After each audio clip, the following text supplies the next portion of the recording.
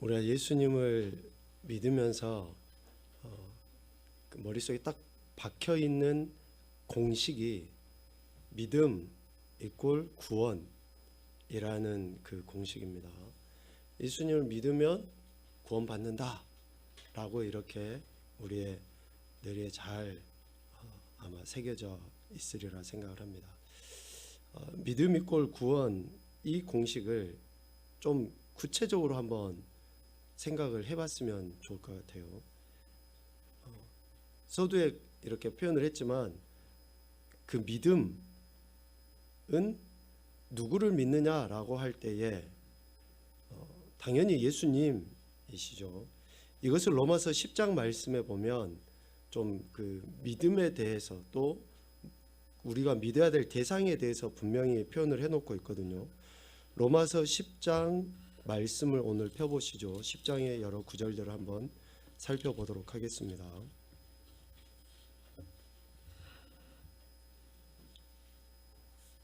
로마서 10장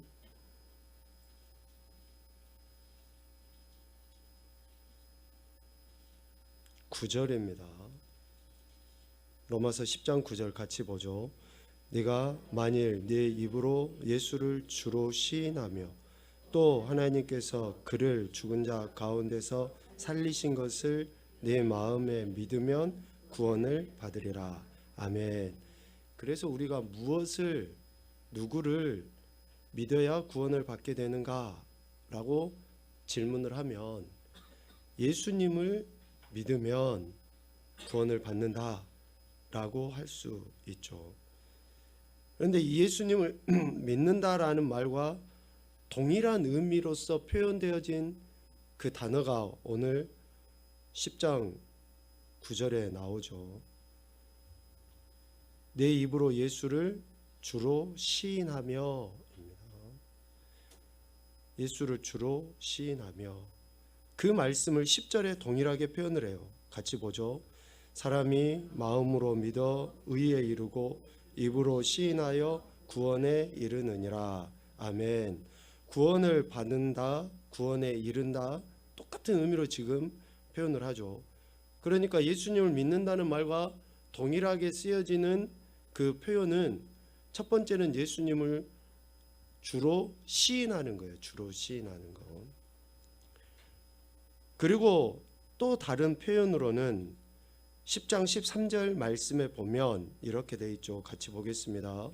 누구든지 주의 이름을 부르는 자는 구원을 받으리라. 아멘. 구원을 받게 되고 구원에 이르게 되고 구원을 받는다 라고 하는데 예수님을 믿는다라는 말과 동일하게 쓰여지는 표현이 13절에서는 주 예수의 이름을 부르는 거예요. 부르는 거. 그러니까 우리가 예수님을 믿는다라는 말은 예수님의 이름을 부르는 것이고 예수님을 주로 시인하는 것이다 라고 할 수 있죠. 그래서 믿음은 단순히 그 감정의 차원이 아니고요, 느낌의 차원이 아니라 내 신념의 문제가 아니라 내 삶의 태도의 문제라는 것을 분명하게 이야기합니다. 믿음은 내 태도예요. 태도. 그래서 시인하는 거고 부르는 것으로 드러나 보여지는 거죠. 그래야 할 때에 그러한 사람들이 구원을 얻게 되는 것입니다. 그러면 여기에서 이야기하는 예수는 10장 9절에서는 죽은 자 가운데서 살아나신 분이라고 표현해요. 죽은 자 가운데서 살아나신 분이라고 이야기합니다. 그 예수, 그분을 우리가 믿을 때에 또 부를 때에 주로 시인할 때에 구원을 얻게 된다 라고 이야기합니다. 그러므로 예수님이 어떤 분이시고 또 예수님께서 어떤 존재로서 사역을 하셨는지를 우리가 받아들일 때에 그 믿음에 의해서 우리는 구원을 얻게 됩니다. 그것을 설명하기 위해서 예수 그리스도의 존재와 사역을 집약해서 표현해 놓은 구절을 10장 17절에서 찾아볼 수 있습니다. 10장 17절 말씀 읽겠습니다. 그러므로 믿음은 들음에서 나며 들음은 그리스도의 말씀으로 말미암았느니라. 아멘. 그래서 우리가 예수님의 말씀, 그리스도의 말씀을 듣는 것. 그래서 다시 이야기하면 우리의 믿음은 결국 예수 그리스도의 말씀을 듣는 것으로 나타나죠. 오늘 말씀들로 바꿔보면 예수님의 이름을 부르는 것도, 예수님을 주로 시인하는 것도 어디에서부터 나와요? 말씀을 들음에서부터 나오는 거예요. 말씀을 들을 때에 예수님을 주로 시인할 수 있게 되고, 말씀을 들을 때에 예수님의 이름을 부를 수 있게 되는 거죠. 그러한 사람이 구원을 얻게 된다라는 것입니다. 결국 믿음은 그리스도의 말씀을 들음에서 온다라고 할 수 있습니다. 그리스도의 말씀은 왕이신 예수 그리스도의 명령이죠. 여기서 들음이라는 단어를 좀 구체적으로 살펴보면 그렇습니다. 듣는 행위를 이야기해요. 듣는 행위. 들음은 그러니까 능동적인 거죠. 능동태로서의 들음을 이야기하는 거예요. 내가 듣고 싶지 않아도 들릴 수가 있잖아요. 뭐 라디오든지 TV든지 뭐 내가 어떤 소리든지, 잡음도 마찬가지예요. 내가 듣고 싶지 않아도 누군가가 켜놓고 하면은 그냥 들려져요. 그런데 그리스도의 말씀에 대한 태도는 우리가 듣는 거예요. 듣기 위해서 그러한 들음의 자리 가운데 나가는 거죠. 자연스럽게 들려지는 게 아니라. 그래서 우리가 예수님의 말씀을 듣기 위해 그리스도의 말씀이 아닌 것들은 듣지 않아야 되고 그리스도의 말씀을 듣기 위해서 더 적극적으로 나감이 필요하다라는 거죠. 이 두 가지가 동시에 필요합니다. 잡음을 제거해야 돼요. 거부해야 됩니다. 그리스도의 말씀이 아닌 것을 적극적으로 우리가 그것을 거부해야지 돼요. 그래야지 그리스도의 말씀을 들을 수 있어요. 또 그리스도의 말씀을 듣기 위해서 더 적극적으로 나가는 거예요. 여러분 성경을 찾아서 읽으셔야죠.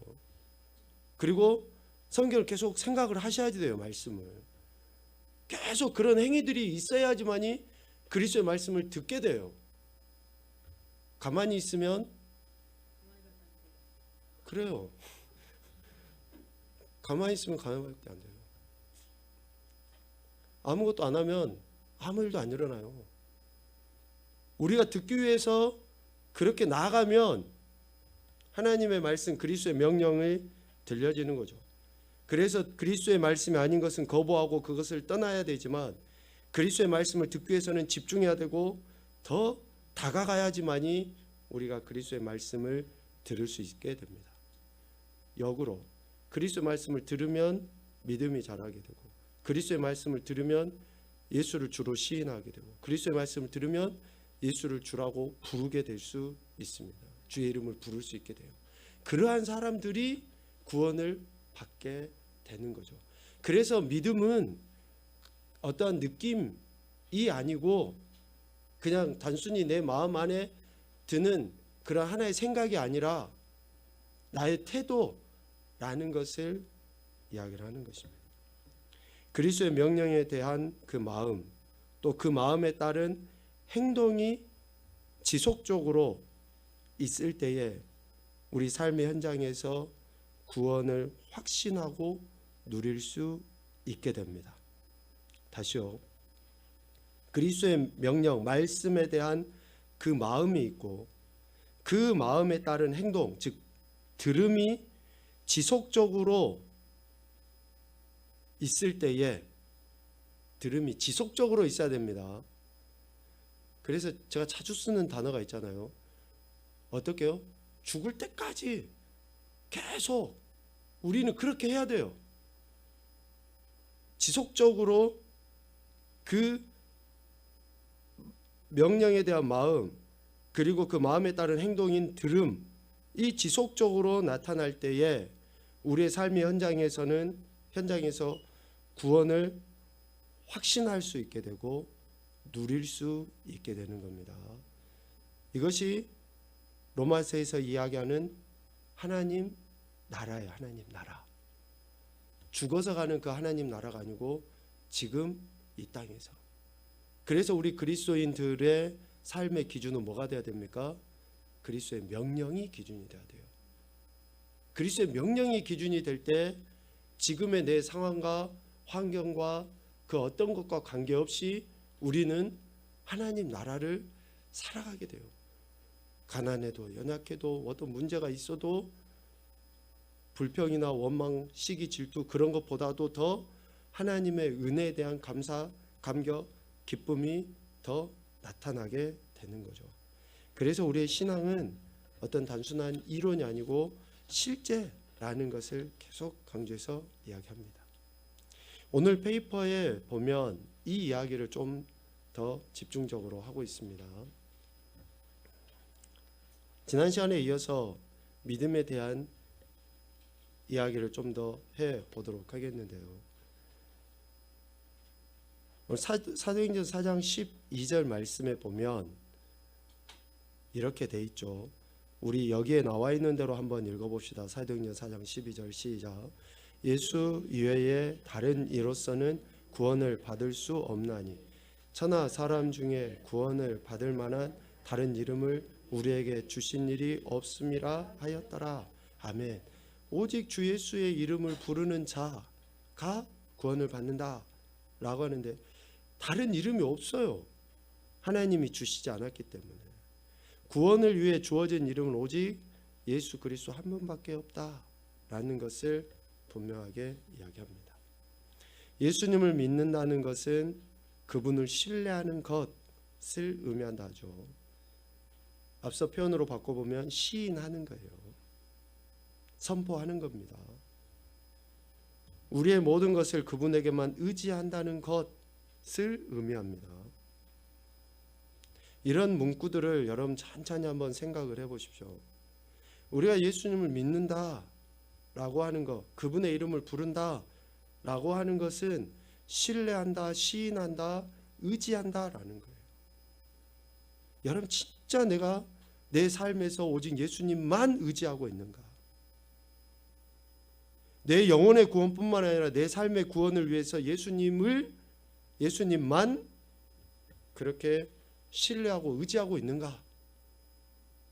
그 예수님을 우리가 믿는다고 하면서도 다른 것을 신뢰해요. 다른 것을 의지하고 간절함, 간곡함.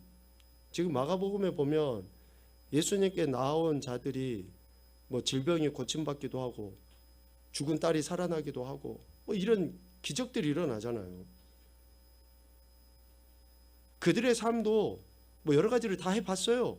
특별히 혈루증을 12해 동안 앓았던 여인의 이야기도 있었잖아요. 오랜 시간 동안에 많은 의사들을 쫓아다니면서 재산도 다 잃어버리고 몸은 더 만신창이가 되어버렸어요. 할 대로 다 해봤습니다. 그런데 예수님을 듣게 되고 예수님을 알게 된 그 순간 그 여인은 어땠습니까? 간곡함으로 나갔잖아요. 간곡함으로 나갔다고 하는 것은 더 이상 다른 것을 의지하는 게 아니라 예수님만 의지했다라는 것을 이야기하죠. 그래서 우리가 믿는다라고 하는 것은 절대적으로 그분을 신뢰하고 절대적이라고 하는 것은 다른 어떤 것은 없는 것을 절대적이라고 이야기하잖아요. 그분을 의지하는 거예요. 그분만. 그것이 바로 믿음이라는 것을 이야기하죠.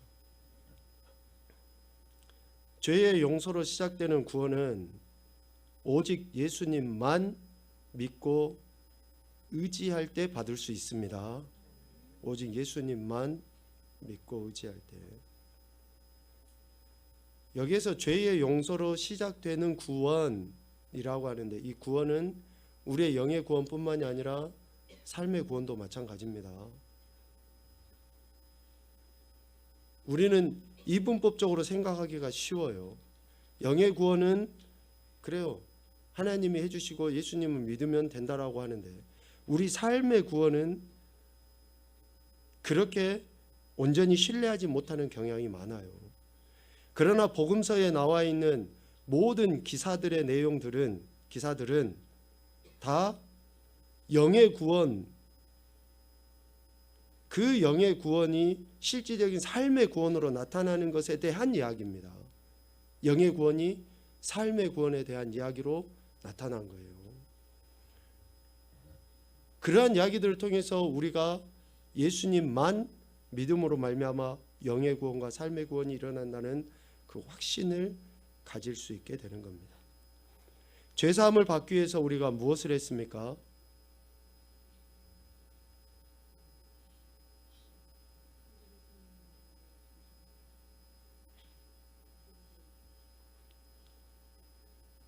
우리가 뭘 했죠?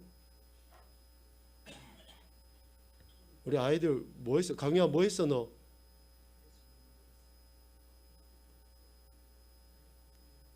그렇지, 믿었습니다. 예수 그리스도를 나의 구원자로 믿는 거죠. 죄 용서해 주기 위해 예수님이 하신 것은 십자가에서 죽으십니다. 자, 여기 그림을 보면 두 사람이 나오죠. 한 사람이 지고 가는 짐은 뭘까요? 죄. 그 사람의 짐을 어디에 내려놓았습니까? 십자가예요. 죄 짐을 내려놓은 사람이 계속 짐을 지고 있습니까?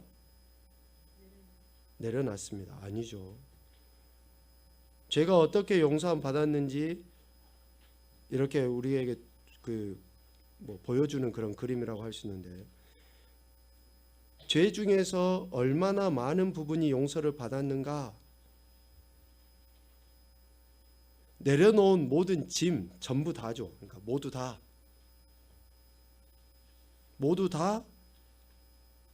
우리가 용서를 받는 겁니다. 좀 우리가 생각하기를 하나님을 우리 인간의 이성의 틀 안에 가둬놓기가 참 쉬워요. 즉 하나님의 능력을 우리 스스로 제한을 해요. 우리 스스로. 내가 할 수 없는 것을 하나님도 입으로는 하나님 전지전능하십니다, 뭐 다 하십니다 이렇게 이야기하는데, 우리가 하나님의 능력을 우리 스스로 제한하기 때문에 앞서 위에 이야기했던 것처럼 예수님을 온전히 의지하지 못하는 거예요. 온전히 의지하지 못해요.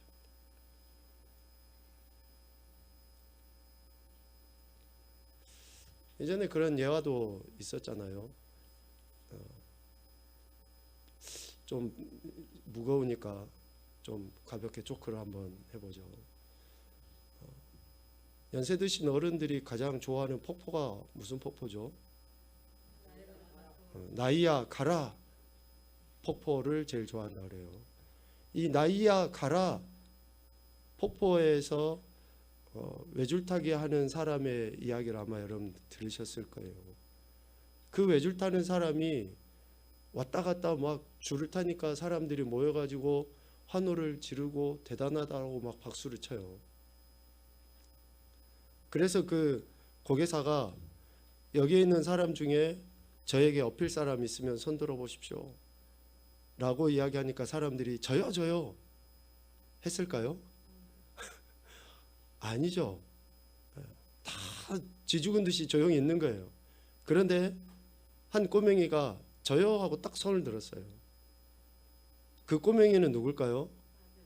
그러겠죠. 그 고개사의 자녀는 자기 아빠를 믿어요. 그러니까 아무 두려움 없이 딱 손을 들고 나서는 거예요. 의지한다고 하는 것은 그거거든요. 여기서도 지금 당장 테스트해 볼 수 있어요. 우리 예전에 그 게임 한번 했잖아요. 손을 딱 이렇게 하고 눈을 감아요. 그리고 누군가가 뒤에서 한 사람이 받쳐줘요. 이 사람을 100% 신뢰하면 어떨까요? 그냥 그대로 넘어가요.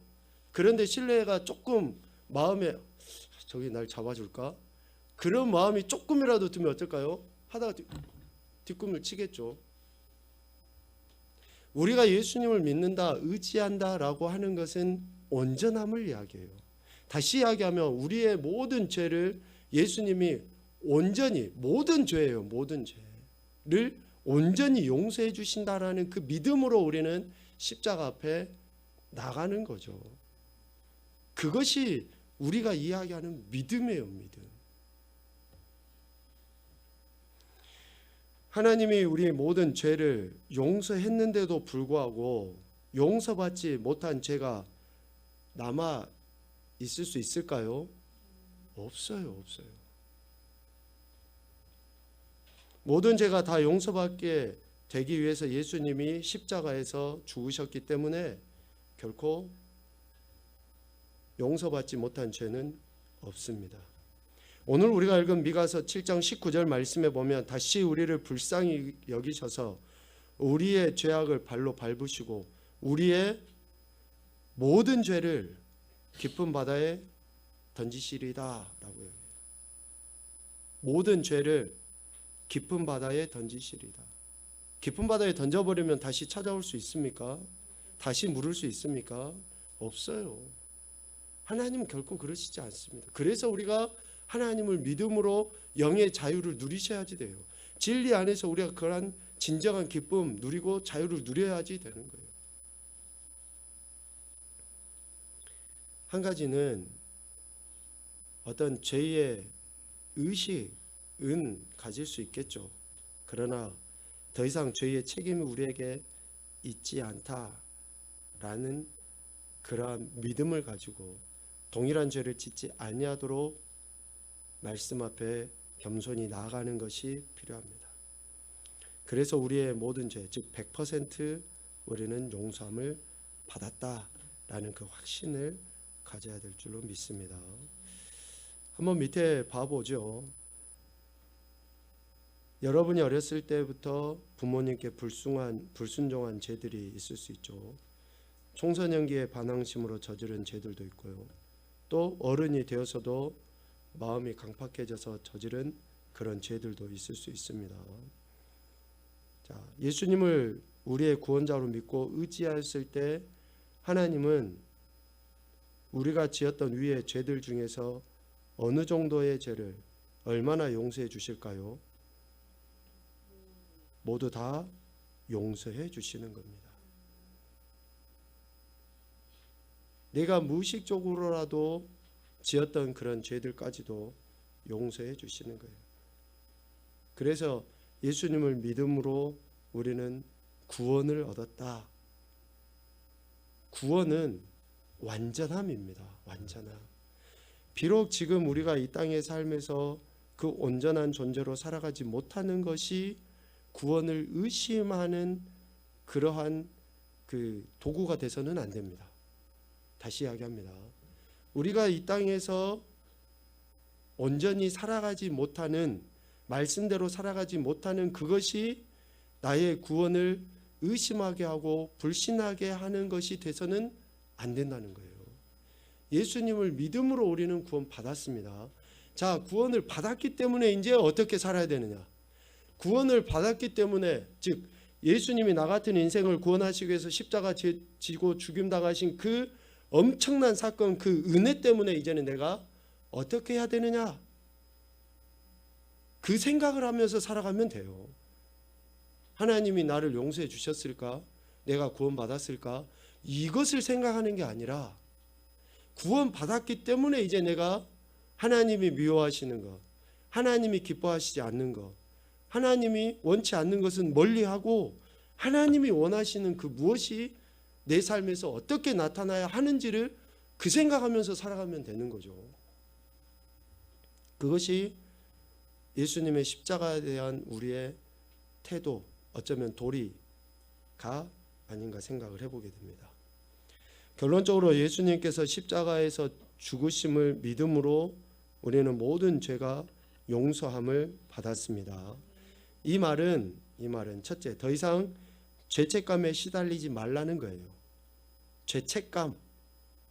내가 그 죄에 대한 책임을 져야 된다라고 하는 생각, 그것에 시달리지 말라는 것이고요. 두 번째는 더 이상 옛사람대로 살지 말라는 것입니다.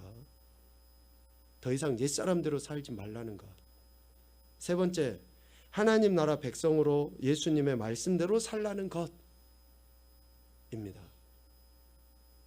다시 정리하죠. 내가 예수님께서 십자가에서 죽으심을 내가 믿어요.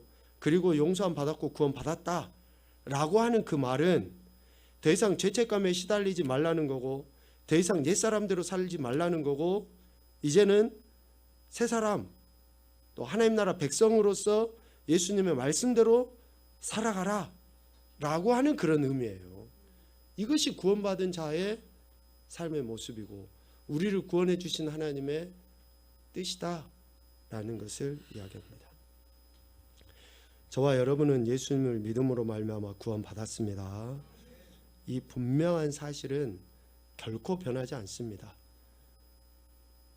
이 분명한 사실에 대한 우리의 삶의 태도를 바르게 함으로 인해서 그 확신과 또 그 은혜를 누리면서 살아갈 수 있습니다.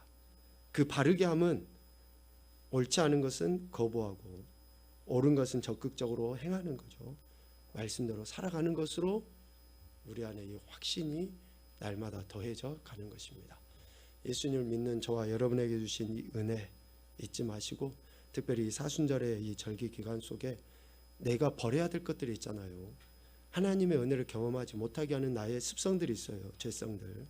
그것들은 과감하게 버려버리시고, 또 이 사순절의 절기 기간 동안에 여러분들이 조금 더 신앙에 더하기를 하십시오. 말씀 읽는 것도 또 묵상하는 것도 뭐 타자도 그렇고요.